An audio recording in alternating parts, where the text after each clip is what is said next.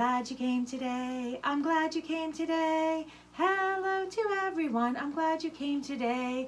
We'll have some fun today. We'll have some fun today. Hello to everyone. We'll have some fun today. I'm so glad that you're able to join me today. I'm looking forward to our fun. So I have with me some animal movement cards. So our activity today is going to be moving like an animal. So let's see what card I pick first. Oh, this one is chomp like an alligator. I wonder how we might chomp like an alligator. Just have a really long nose and mouth. A jump, a jump, a jump, a jump, a jump, a jump. Let's see what our next one is. Ooh, this one is walk slowly like a turtle. All right, so a turtle, I think a turtle walks on all four legs, doesn't it? And it might walk slowly like a turtle. Whoop. Colby likes to walk slowly like a turtle too. Or maybe he walks fast. All right. Ooh, this one is stand like a flamingo. So we all know that flamingos, when they're hanging out, like to stand on one leg. So we're going to get our balance. Maybe I'll have my wings flapping out here. And I'm going to try to stand on one leg like a flamingo. Now I'm going to try to stand on the other leg like a flamingo. Ooh, how long can you balance for? I wonder. That was a little difficult. This one is swim like a fish. Let's see. I'm going to have my fins. And I got to pucker my face.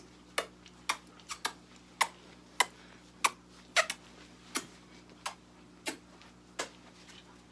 was fun. Let's see here. Ooh. Waddle like a penguin.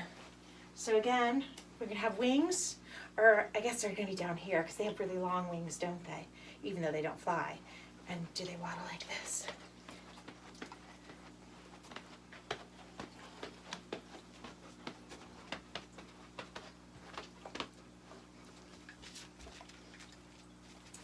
Ooh, this one says, dance like you. I wonder what silly dance I can do. A do, a dance, do, a dance, I said, do, a dance, do, a dance, I said, do, a dance, do, a dance, I said, twirl around, woo!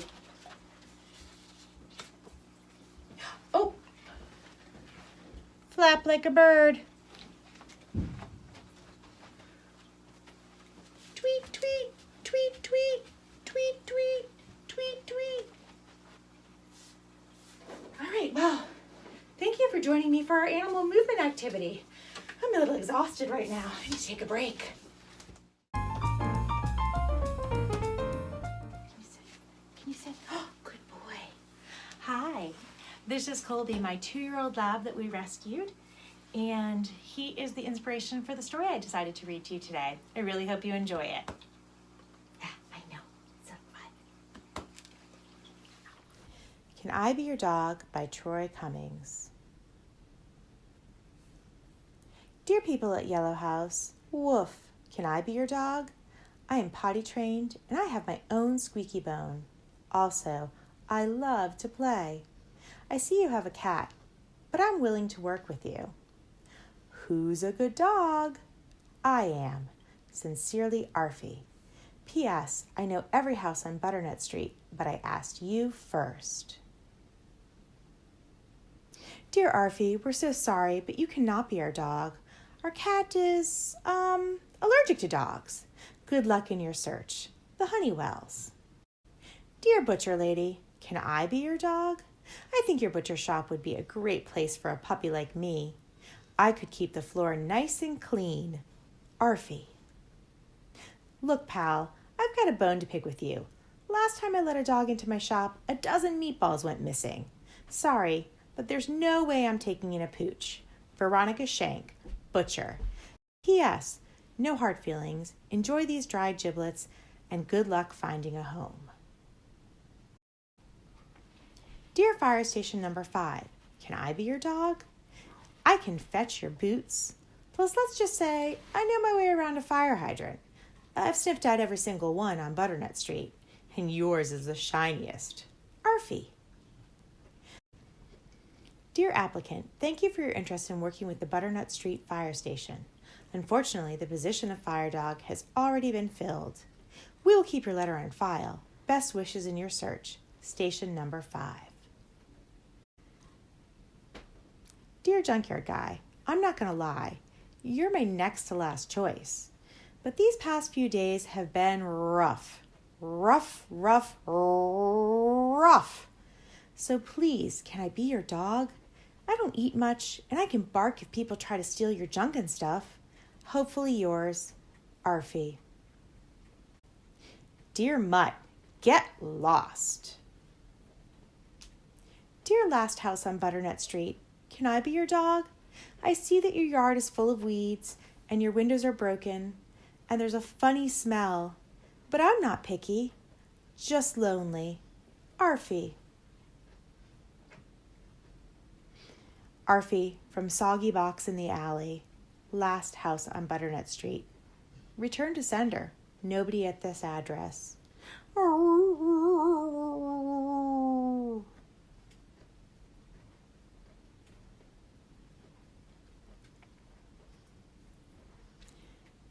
A letter to Arfie. Dear Arfie, can I be your person? I need a friend who will be with me no matter what, snow, rain, heat, or gloom of night. And I see that you already know everyone on Butternut Street. I know you'll make a first-class partner. With hugs and head scratches, Mitzi Whipple, letter carrier. P.S. If you agree, meet me at the big blue mailbox.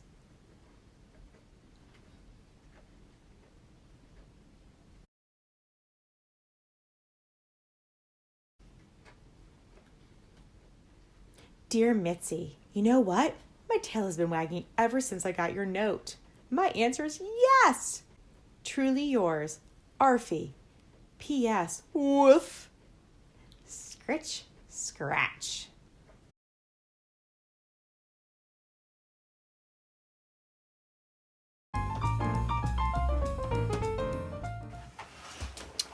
So I have here a collection of just a few of the nature items that I have been finding outdoors, and I thought that maybe today we could talk about textures of these objects that are found out in nature. So when we talk about textures, we have things like rough and gritty, bumpy, sharp, smooth, fuzzy, rubbery, hard, spiky, fluffy, soft, and there are others, but those are the ones that I pulled up. So I want to look at each one of these and see. So this is a sweet gum tree seed pod, and I know a lot of my friends have been finding these outdoors all over the ground.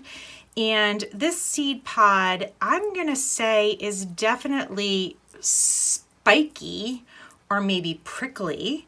And it's also hard because it's not soft. It's not squishy when I press on it. So I'm definitely going to say that this is spiky. I like that. Then I have a twig here, and definitely it's rough because of all the little bumps on it, and it's also hard. I have this rock here. So this rock is not a smooth rock. It's a bumpy rock. Or maybe rough or gritty, because that's kind of like a sandpapery texture on there. But then there's this interesting thing growing here, this moss. And when I gently touch that, it's definitely soft or maybe even fuzzy. So that's kind of interesting that this can be both hard and rough and then also soft. I have a rock here that's definitely smooth as compared to this gritty rock. and then the top of an acorn, and that acorn is missing. And I wonder why that acorn is missing. So that would have been the seed pod part, is the acorn, and this is just a little cap that it hangs on the tree from. But I wonder why that's missing. I think I'm gonna put that right there. But it's bumpy and it's hard. This is part of a black walnut shell. And again, this is most certainly rough and even bumpy, if you want to say that. And you can see right through it. So clearly there's no nut in here in this seed pod anymore. And again, I wonder why I found that in my yard like this. And also, I don't have a black walnut tree in my yard. I found this very close to this, and I was curious because I had never seen anything like this before. This is spiky, and it's hard. I cannot bend it. But look at this up at the top. This gave me a clue as to what it might have been before it lost all of its seeds.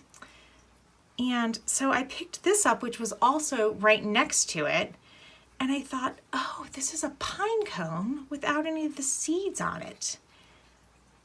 I wonder what happened to all those seeds, because they have been cleaned off.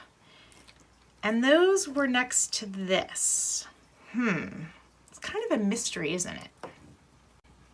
Do you think that maybe some animal might have been eating this? I wonder what kinds of animals eat pine cones and nuts. And acorns. Very curious. I think I might have a guess. But what do you think? I wonder. What kinds of animals are out there eating those things? The last thing I have here is a holly leaf. And this holly leaf is very smooth on the top of the leaf, but then you see there are little spikes on the edges of the leaf. And also, I can bend this, so it's not hard. Maybe it's not really soft. Maybe I should say it's bendy. I don't know. Anyway, here's my collection, and I thought maybe what we could do with this collection is we could do some texture prints. So for our craft today, we are going to make air dry clay, and then we're going to take some of our objects and press them into the clay to get the texture onto the clay. And then it dries overnight into these hard little discs that I have. So I'm looking forward to doing that.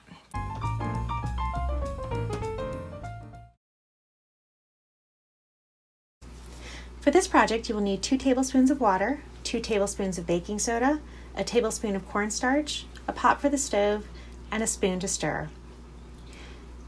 You're going to add your baking soda, your cornstarch, and your water to the pot and mix it until it's all incorporated.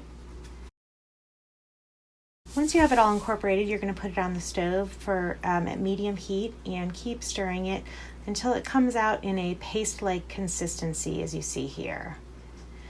Now you're going to take that out of the pot and we're going to start to cool it down. To cool it down, you can put it on a wet paper towel and just wrap it up in that wet paper towel so that it doesn't dry out, but it has a chance to cool down.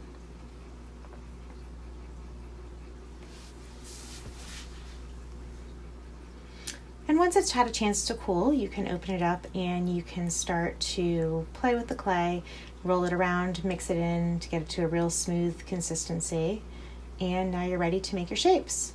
You can use parchment paper so that it doesn't stick to the surface, and that way, once you've made your shape, you don't have to pull it off. If you press down with parchment paper on top as well, you can get a really nice flat piece without using a rolling pin. And I'm going to use some sticks here to create my textures. It's difficult to create textures with flimsy leaves and such, so using sturdier things worked a little bit better here. I'm going to use a holly leaf as well. Put that on there. Now you can see it's kind of, the things or objects are kind of sticking to the clay. If you mess up, just roll it back up into a ball and flatten it down again. This was not my first attempt that you're seeing here, so you can see I did this a lot of times to kind of try to figure out how to best do it.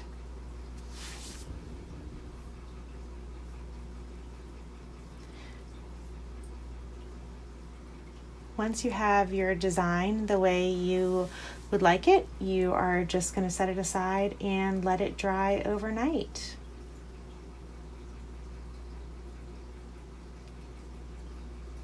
Now you might also want to make a hole so that you can put a string through it to hang your disc as an ornament. So what you're going to do is take any sharp object here. I'm using a chopstick to create the hole there, so then it will be able to be strung once it's dry.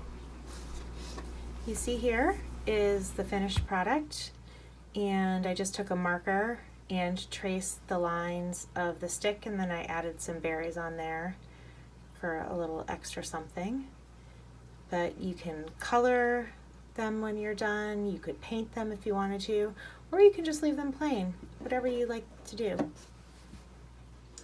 Well, I hope you enjoyed our time together today. I know I really did. I have one final story for you before we go. It's Chloe Instead. And I chose this book today. It's a really good story about siblings and how even though we love them, sometimes they can really get under our skin and we just have to find ways to get along. So I thought it was a nice story for today. And I look forward to being with you next time. Thanks so much for joining me. Chloe Instead by Micah Player. This is my house. At least it used to be. Now it's our house. I was hoping for a little sister who was just like me. But I got Chloe instead. She's nothing like me. I color with crayons. Chloe thinks they're delicious. I love books. So does Chloe. She can't get enough of them. Actually, Chloe can't seem to get enough of anything. Especially my things. Go away, Chloe. I need to practice. Chloe! Come back. I'm sorry, Chloe. Do you want to dance? Chloe loves to dance. Dance, Chloe. Fast, slow, high, low. Whoa! This used to be my house. Now it's our house. I'm glad I didn't get a little sister who was just like me, because I got Chloe instead.